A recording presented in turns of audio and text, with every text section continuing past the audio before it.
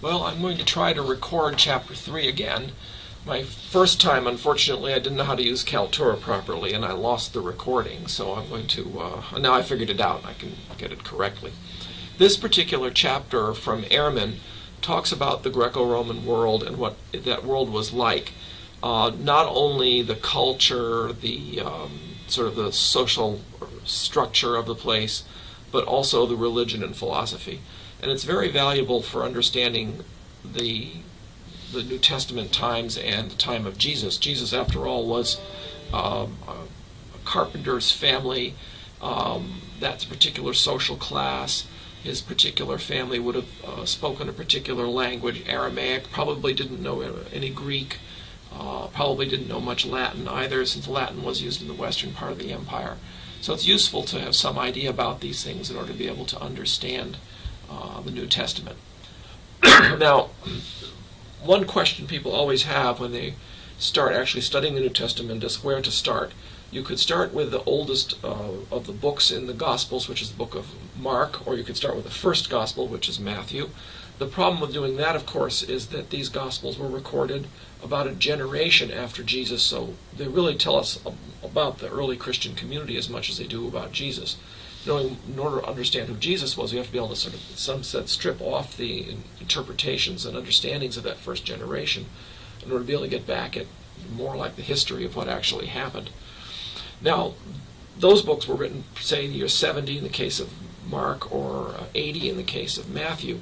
If you want to go back earlier, the oldest book in the New Testament, 1 Thessalonians by Paul, was probably written in the 50s. Now we're only 20 years after the crucifixion, which would have occurred, say, somewhere around the year 30. But even that, of course, is still a certain period of time, and Paul may not be the best place to start either. So it's usually best to start with some context and then work our way into the Gospels from there. The first thing to understand, of course, is that this was a world of, the Roman Empire had perhaps 60 million people, perhaps 70 million people, spread out over an area about the size of the United States, but about half of that area was the Mediterranean Sea. So if you can think of the northern part of the United States, the east and west coast, and the southern part of the United States as being land, and the whole middle part as being water, that gives you some idea of the scale we're talking about. We have 330 million people in our country, but like I said, about 60 million, so less than a sixth as many people in that huge area spread out. And there were some big cities. Rome had perhaps 1 million people, perhaps 500,000. I've seen different numbers. Egypt, Alexandria was the second largest city with perhaps 500,000 people. One source I've seen shows that there were about, I think, 30 cities in the Roman Empire that had 30,000 people or more. That's not very much. Mishawaka has 50,000. South Bend has 100,000. So from the point of view of the ancient world, those would be really big places. I don't think there would have been more than 4 or 5 places in that whole Roman Empire with as many people as South Bend today. This was an area of low literacy as well. Maybe 10% of the population in the cities could read and write. Almost all of them, of course, were men. The only women who could read and write would be a few very wealthy women, and then prostitutes and other people who wanted to be able to recite poetry to men, or perhaps a very, very small number of women who might manage to be merchants. But that, of course, was extremely unusual because there was just very little opportunities for women to have work or businesses in those days. The vast majority of the population was rural. Perhaps 10% of the total population of 60 million lived in places of 30,000 or more, perhaps less. Most towns and cities drew all their food from within about a one-day wagon ride, say 20 miles or so. That's where the food came from. That's the hinterland for that particular place.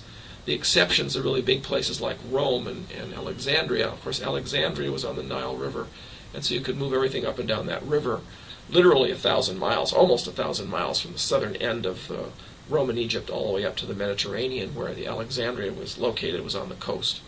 Rome got most of its food from Egypt, and so it was all boated down the Nile and then put at Alexandria into these very large ships, which then transported them across the Mediterranean and up the Tiber River to Rome. You could actually sail an ancient freighter right up to Rome, up the Tiber River. Not a very big, deep river, but the boats weren't very big in those days.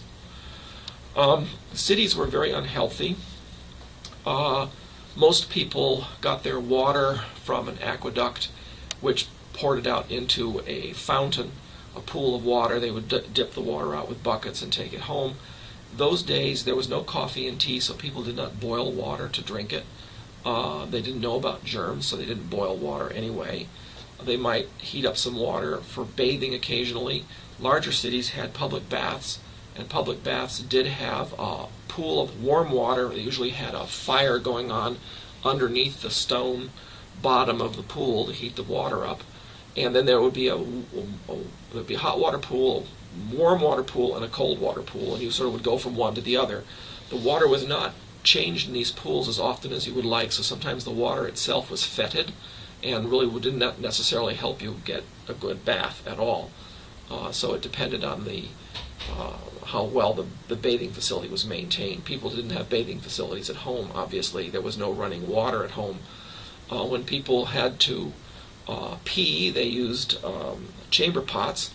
They keep a chamber pot in their bedroom. They would pee right into the chamber pot, and then the next morning they would take it outside and they would pour it into the sewer, or just right onto the street. Sometimes people poured this stuff right onto the street. The streets were usually covered with animal manure too, of course, because you had all those horses and oxen and other things moving, transporting wagons. So the streets were pretty dirty. If it rained and everything got wet, they would stink to high heaven. Other things about the cities that are sort of worth mentioning: there were no codes for building. So someone might build a 2 or 3 story building, and then they decide to add a 4th story, and then they might decide to add a 5th story because they could sell or they could rent out the property, and then suddenly 20 years later the entire building will spontaneously collapse because it wasn't built very well. If a fire got started in the city, it was very hard to put it out, and sometimes every, say, 50 years or so, the entire city would burn down, or perhaps just the part of the city that was downwind from the fire. So cities were not good places that way either. Remember, nowadays when we have to fight a fire, we have water under high pressure in iron pipes under the streets. They had no way of doing that, so the water was not under any pressure. They had to use bucket brigades.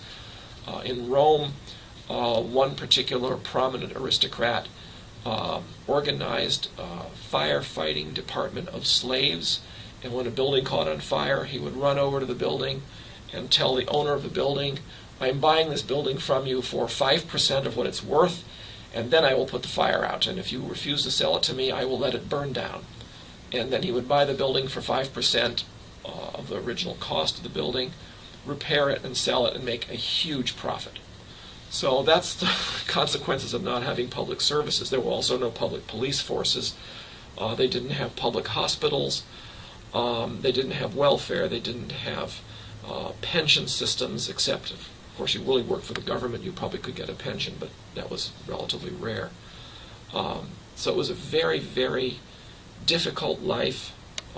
In Egypt, at the time of Jesus, life expectancy was 29 years, and that is after you exclude infant mortality.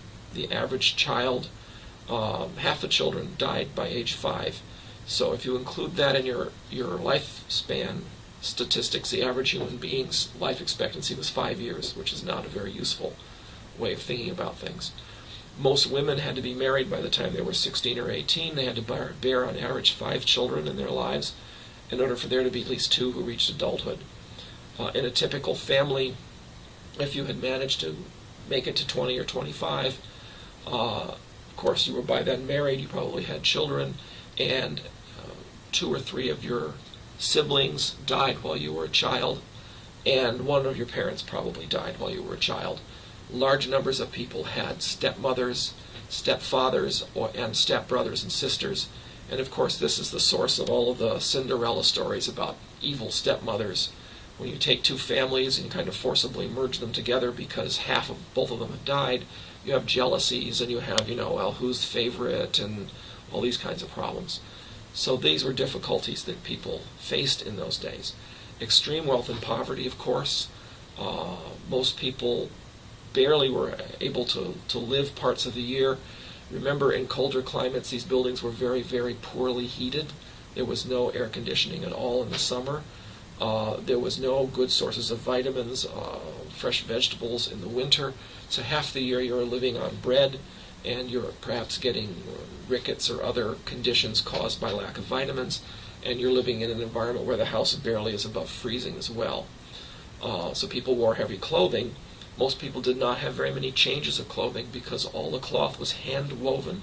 And if you've ever tried to weave a big piece of cloth, you know how long it takes. It's extremely difficult and it's expensive. Most people grew up and died within 20 miles of where they were born. They didn't move around very much. The government was not a very efficient thing. I don't think they had invented the idea of alphabetizing records. So if you can imagine what that means in terms of a bureaucracy and trying to figure out your information flow, finding where stuff came from. Transportation was very slow and expensive. You'll notice the Roman Empire in the next slide. You'll notice it was basically built within 200 miles of the Mediterranean Sea, and this was one way of tying it together, was using water transportation. Wagons were not terribly efficient, expensive. No one had yet invented brakes for wagons, which means when you went downhill, the horse in front was the thing keeping the wagon from rolling down the hill. People had not yet invented stirrups, so when they were riding horses, they could not anchor their feet to the horse, and that meant cavalry battles were really quite interesting because people had to be clinging to the horses with their legs bare while they're fighting somebody else with swords and things. So things that we take for granted, simple things, simply they didn't have in those days, and life as a result was much more complicated, much more difficult.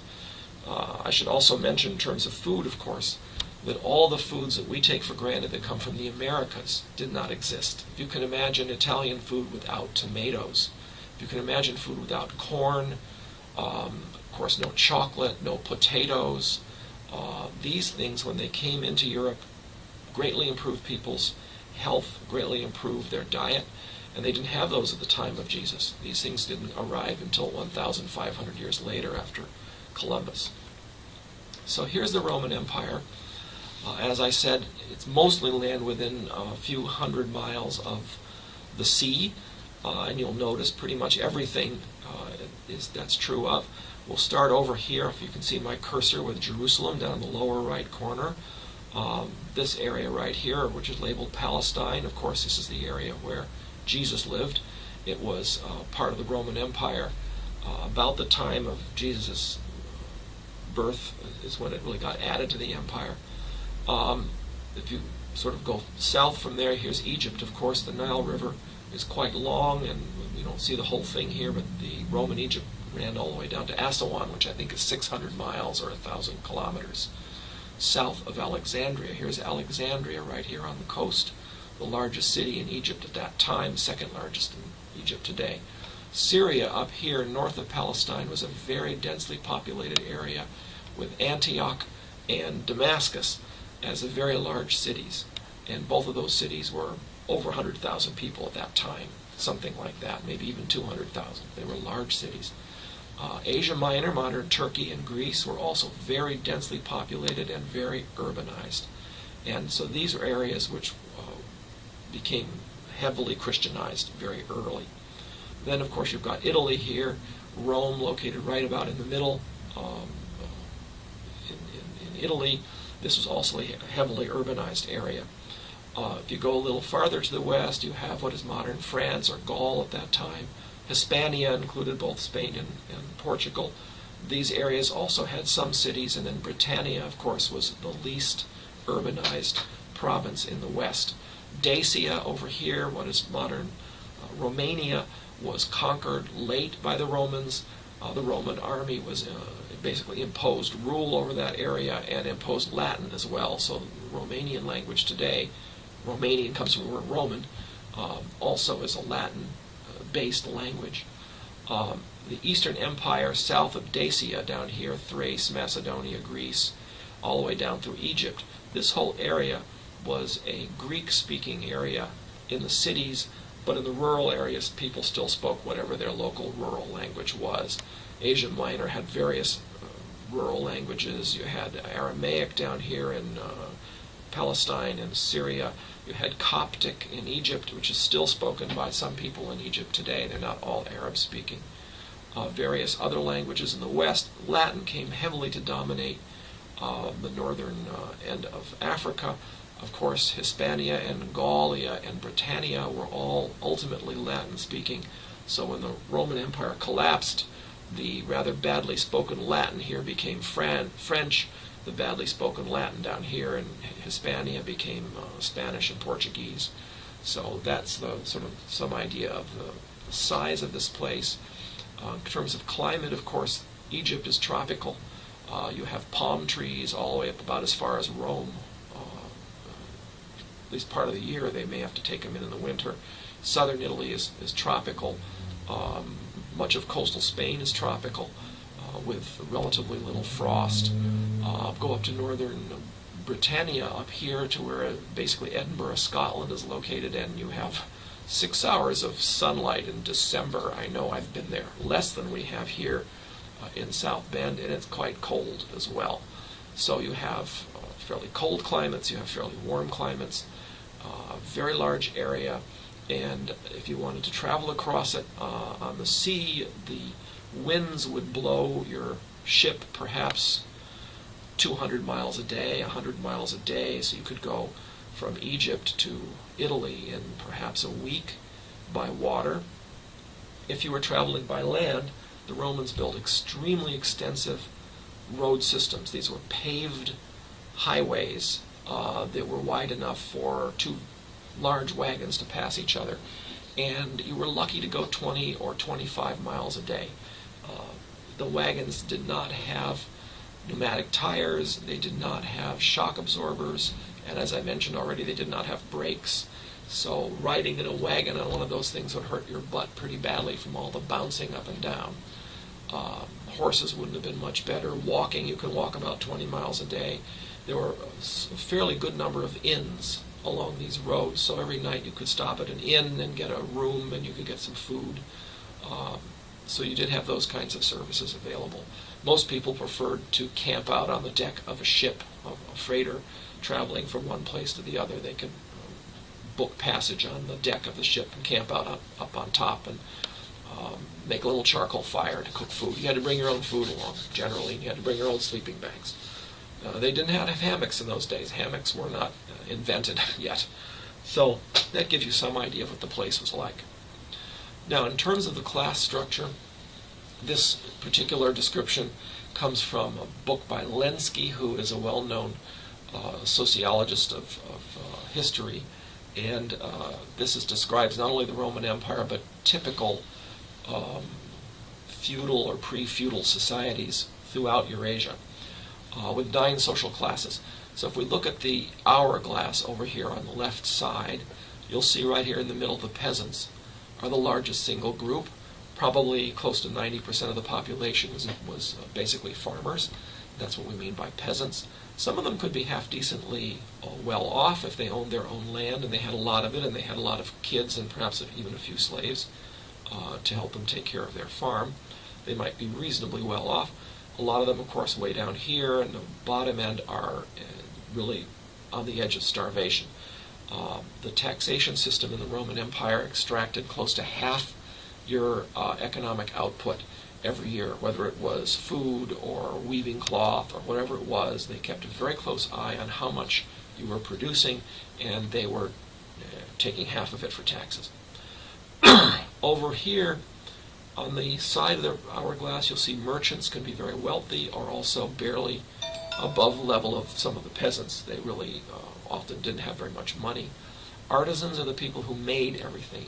Shoes, they wove your cloth, they baked your pots. Anything you needed to buy that had to be made by somebody was made by an artisan. Of course, many of the peasants made their own cloth, their own shoes, their own pots even. They couldn't afford to hire people to do this.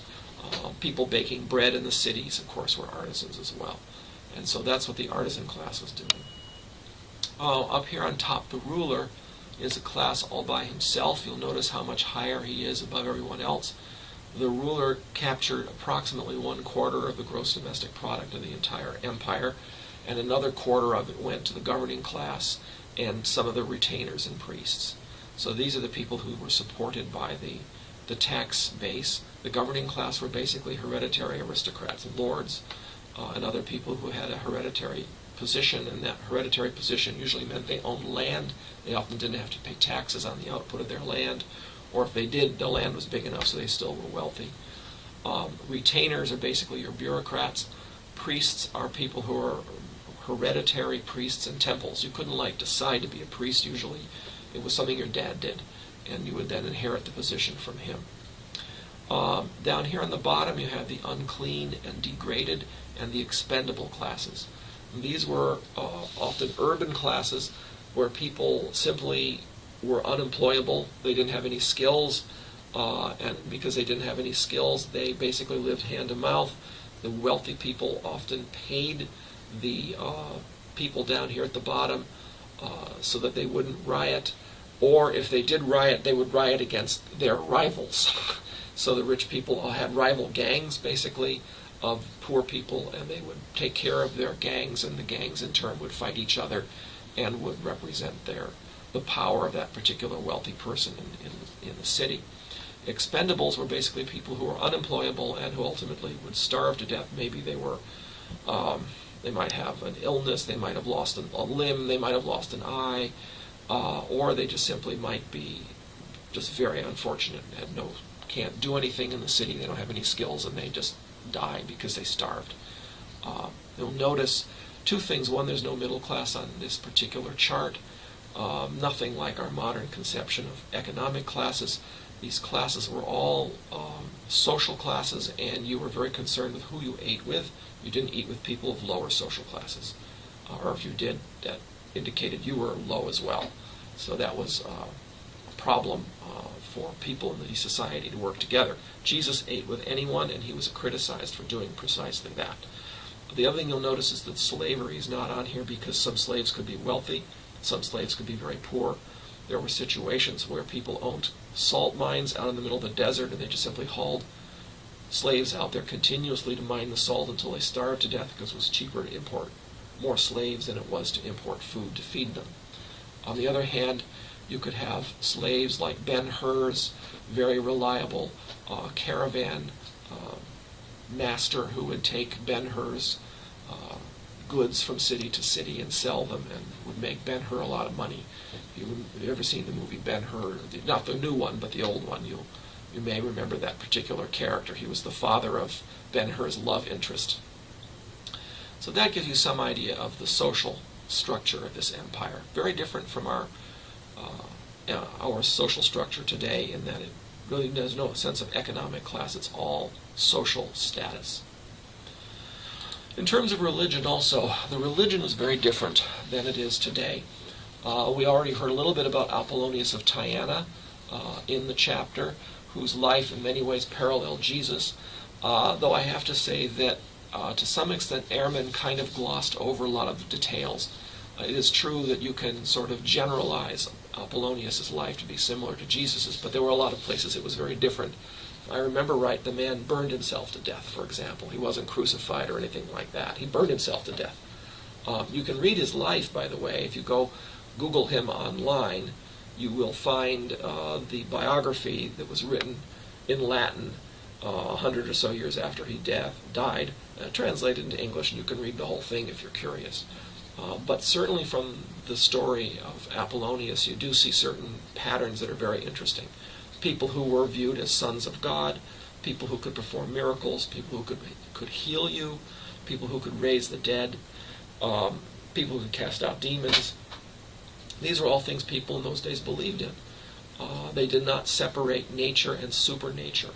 Supernature, the supernatural, interpenetrated the natural world, and they were not by any means separated. People had dreams. These dreams had great significance. They believed in demons. They believed in witches. They believed in spirits, gods and goddesses. You can go on and on. They believed in all these different things, and that's just the way it was in those days. Now there were, in those days, the typical city had, If it was a small city, it had one patron god or goddess.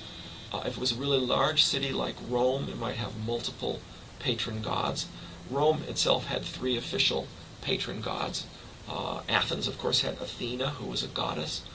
So typically there was one or maybe a few official gods and goddesses, and these were the gods, the supernatural powers that took care of you, who took care of your city. So you had to take care of your patron god. That patron god would make sure it rained when it was supposed to rain and didn't rain when it wasn't supposed to rain, make sure there was no famine, would protect your city from plagues, would make sure your city had good fortune vis-a-vis other cities, especially before the Roman Empire where there was warfare between cities. That was warfare between the gods, and you wanted to make sure your god was strong enough to defeat the other god, and therefore your city would defeat the other city. So in this traditional religion, the gods were not something who necessarily were concerned about you as an individual. They were concerned about your place, your city, your family, your community.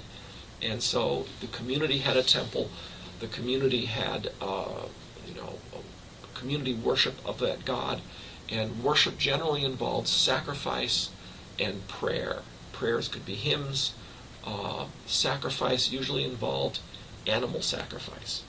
And if you wanted that god to do something for you, you would bring the god a goat or a chicken or a cow or something. You'd bring it to the temple. You would give that animal to the priests with the request that the god help you in a certain way. You would perhaps pray when you're turning the animal over.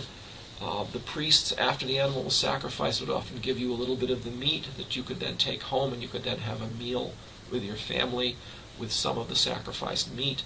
The rest of the meat would go immediately to the meat market, which was frequently built next to the temple, and that was the main source of meat in most cities, was animal sacrifice. And the meat obviously had to be eaten right away because there was no refrigeration in those days, so it was sold ideally the same day and eaten the same day. That was what you had to do. Temples got most of their income from animal sacrifice. The other thing they got it from was royal or lordly patronage. The wealthy in the city had an obligation to support the temple, and temples had usually a few hereditary priests, but the person who might be considered the high priest for the year would usually be a wealthy man or a member of a wealthy family. And that particular person, as the high priest for the year, would then have the obligation to pay for the festival and repair the roof, that kind of thing. And that's what kept the temples going. They would have these big festivals with a certain amount of free food, and there'd be a lot of sacrificing, of course, connected to the temple as well, and they would make their money off of those sacrifices as well. And the communities would have these big communal festivals to the god, and that would be their big community event.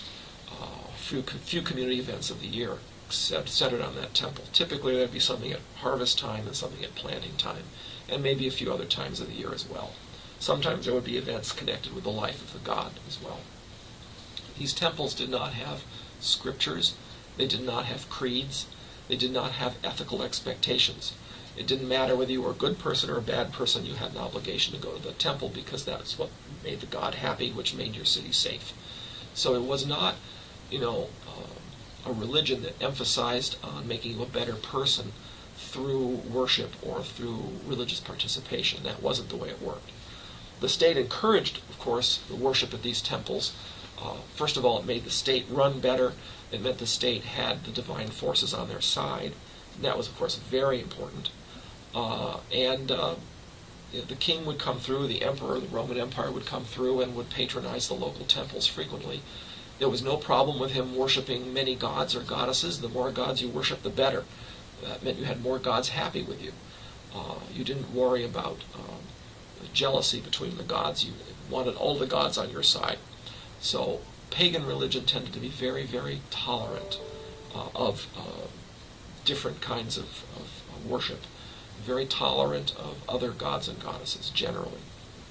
Sometimes local gods would become worshipped in more and more places, and they would become national, regional, or even throughout the whole Roman Empire they'd be followed. The goddess Isis, for example, in Egypt, came to be worshipped in many, many different places. Asclepios, especially, who was the god of healing. The people began to build temples to Asclepios all over the empire, and these would be places where you would go to seek a miracle for your health. And there would perhaps be a certain amount of perhaps a hot spring there, or somebody who knew herbs there. So it would be a kind of the equivalent of an ancient hospital, but with very, very primitive facilities and very limited medical knowledge. And if you got a cure as a result of going there, a miracle happened, you would usually pay someone to carve on the wall of the temple, I, Robertus, had this growth in my side, and the god Asclepios healed me of it. And so people coming to the temple would see all of these inscriptions, and someone could read them aloud to them, and they would realize the miraculous power of Asclepios, and this would attract more people who needed healing to that particular spot. So that's sort of some of the ways this religion worked. Only the Jews were monotheists. They were the ones who emphasized there really was only one God. Please don't tell us there's a bunch of them, because there aren't. There's only one true God. The other gods might really be spiritual beings of some sort. They might have powers like spirits or angels, but they're not gods. We can't worship them. We can only worship Jehovah. He is the only true Lord of the universe. This made the Jews, from the point of view of everybody else, very intolerant, because the polytheists saw all the gods as being just fine, thank you, and you worship your God, I worship my God, I'll even worship your God. If it makes your God happy with me, I can worship both of them. So there was a very different attitude towards religion between these different groups. The Christians, of course, were also stuck with the same kind of they were interpreted the same way the Jews were. The Jews, people at least tolerated, say, oh yeah, you want to believe in just one God, that's fine, that's your thing, you're a tribe, you have your own land, you're from that place, you've been there thousands of years, we'll just let you do your thing that way. This was particularly an issue in Roman courts, because when you swore to tell the truth, the whole truth, and nothing but the truth, nowadays, of course, you put your hand on the Bible, but in those days what you would do is usually you would perform a sacrifice to a god, and frequently the god was the emperor himself. They'd bring out a statue of the emperor, and they'd bring out a little fire, and you'd put a little wine on it, or a little weed on it or something, and you'd perform this little ritual sacrifice, and that was the way you promised to tell the truth. The Jews, of course, would not do that, because they wouldn't sacrifice to the genius of the emperor or to anything other than Jehovah. They were given an exception. They were allowed to do that. Christians, of course, no one had ever heard of Christians before, so when Christians refused to sacrifice in the situation of courts, they were often viewed as being bad citizens, or even as being disloyal or dangerous, and they would then be killed, not because they were Christians, but because they were atheists. Atheists being people who don't believe in the gods. Not believe in one God, believe in all. They don't believe in all the gods, therefore they're atheists. And so that's what often got the Christians in trouble. As I mentioned, people believe in all these different divine spirits. One thing that I noted is that these religions tended to be focusing on the community needs, not on individual needs. And throughout the Roman Empire, there was an increasing sense that there needed to be a God you could turn to for your own problems. These different religions did not emphasize anything about the afterlife. And everybody was wondering what happens when I die. And so many of these new religions focused on afterlife or on healing and other very mundane concerns that individuals had on a day-to-day basis. Luck and children and prosperity and all these kinds of things. And so new religions were popping up that provided an outlet for these felt needs that people had, and Christianity obviously fit the bill as well, and that was one of the reasons why people were attracted to it. Now, one thing you'll notice was this whole idea of the divine pyramid that's mentioned in the book, and I'll hold it up so you can see it to the camera here, if I can hold it still enough. And the ancient world had this idea that there was perhaps a supreme god of some sort on top. Then there were various great gods. Underneath the great gods, there were lesser gods, or daemonia. You could translate that as demons, but of course, demons are evil, and the daemonia were not necessarily evil. Then underneath that, you have your demigods, your half-human gods, your divine men, and your heroes, who all had sort of semi-divine powers. And then, of course, in the bottom of the pyramid, you just simply had human beings. So that was your divine pyramid. You might want to consider that even today we have a kind of divine pyramid, and you'll notice that I asked that as a question, so you might want to think about how that would work. When we get to chapter 4, we will see that the Jews also had a kind of divine pyramid. So that was sort of the spiritual hierarchy that people saw that existed in the world. And this category of semi-divine beings or divine humans or sons of God, you could use the term different ways. Hercules is a good example because his father was Zeus and his mother was a mortal woman. As you know anything about Zeus or Jupiter, it seems like those guys were out impregnating mortal women every Friday night. They were having lots and lots of half-human, half-divine children, according to the mythology. So that's one way of understanding the idea of sons of God. And of course, people who had a divine parent and a human parent also had a certain amount of divine powers. That was the kind of understanding that people had about these sons of God or these divine human beings. And they saw Jesus that way, they saw Apollonius of Tyana that way, they saw the Roman emperor that way, and other people would sometimes claim to have those kinds of powers. And of course, anybody could also claim to be able to interpret dreams, heal people, cast out demons. These kinds of abilities were also viewed as sort of a semi-divine power. And human beings, I think perhaps the best analogy I'd give you would be the Marvel universe and the DC Comics universe, where you have these human beings who have Thor with his hammer and all of these characters who all have special powers of some sort. We see this on TV now with the DC Marvel shows that you can watch, where each person can turn into something or have some sort of special power.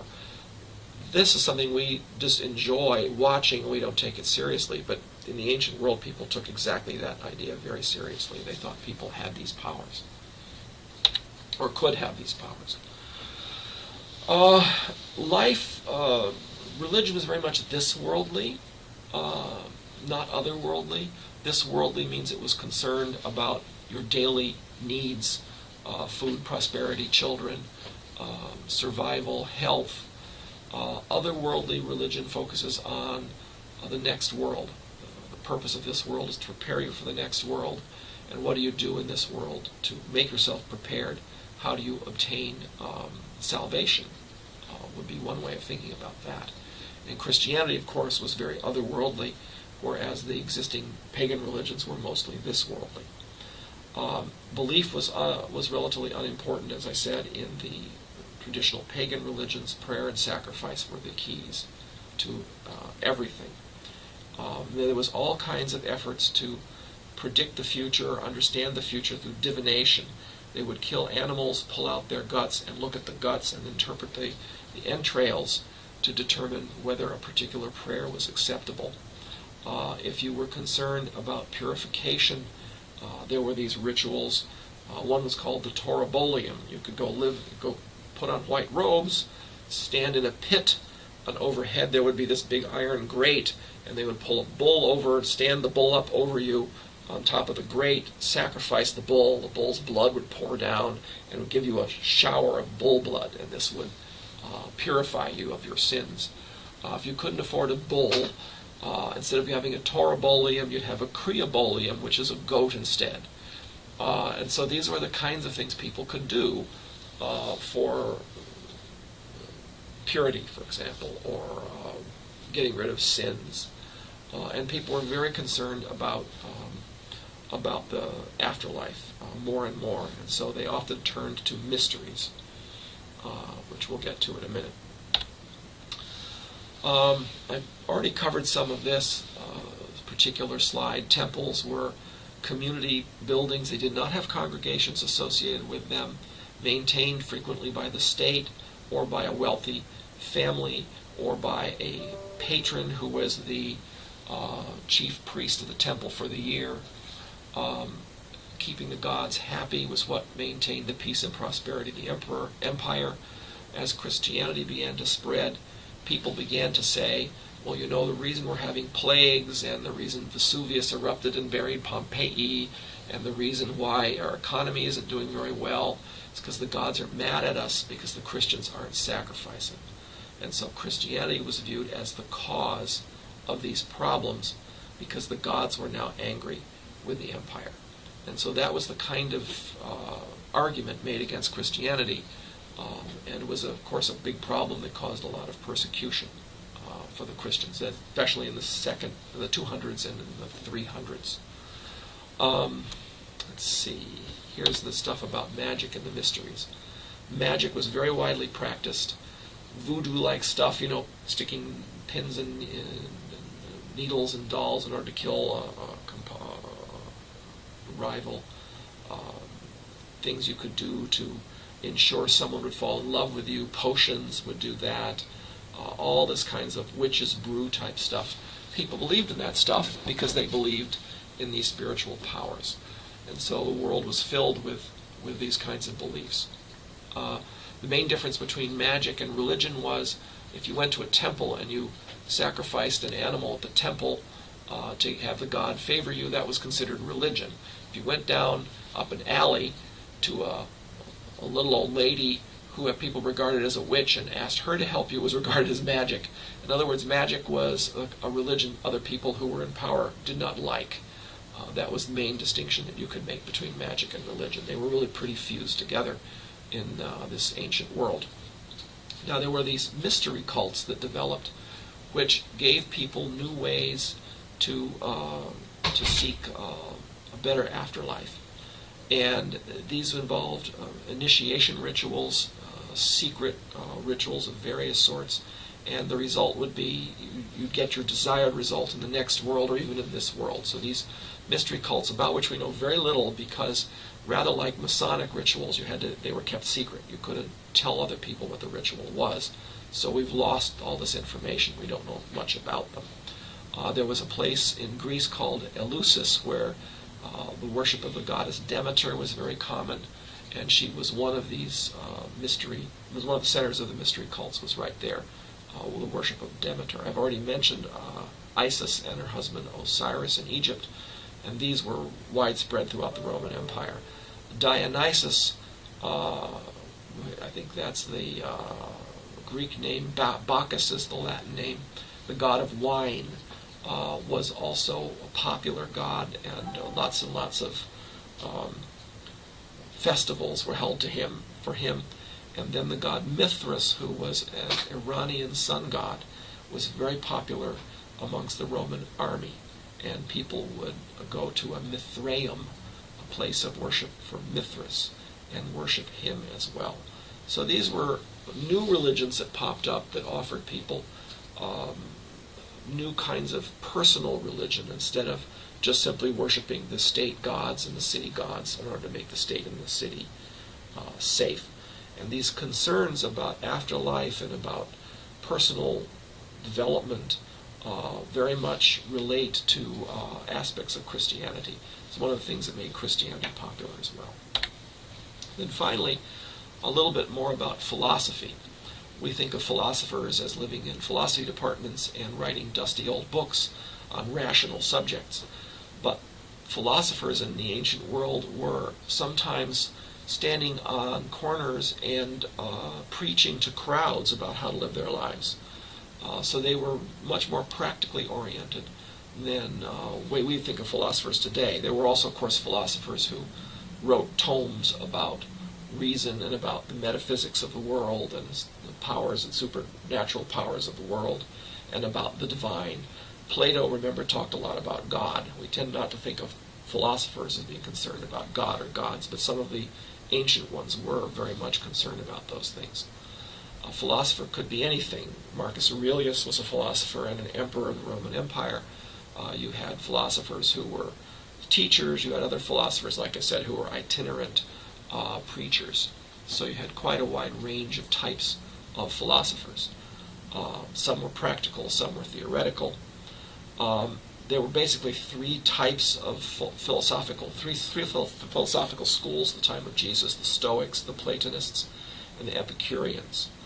And each of them was concerned with the issue of well-being and how to live a good life. The Stoics said that living a good life meant living in harmony with the world and in harmony with the gods, because the world was structured by the gods, and therefore you had to live in harmony with them. The Epicureans, on the other hand, didn't really worry about the gods or the divine realm at all. They saw them as being irrelevant, and they focused on the simple pleasures of life. They were interested in sort of detachment from things. All of them emphasized reason. All of them emphasized education and mental discipline. So you had a sense of life as something that you had to organize. You had to have a reason for understanding how the world worked, and then you had to live your life accordingly. As a result, the philosophies frequently did have doctrine and ethics and understanding of how the world worked and what you should do, how you should live. This is quite a contrast, remember, to the pagan temples, which had neither doctrine nor ethics. As a result, the pagan temples were tolerant of each other, but the philosophers often were not. They criticized each other, they regarded others as inferior, and ethics is either right or wrong. So you tended to disagree with and criticize people who hold different ethical views than you. And they often sought to convert people to their own views as well. In that sense also, they're rather similar to the monotheistic traditions, which had a very strong sense of doctrine, strong sense of ethics, and therefore a tendency to judge. Well, that's it for this particular chapter, and I'll record chapter 4 separately.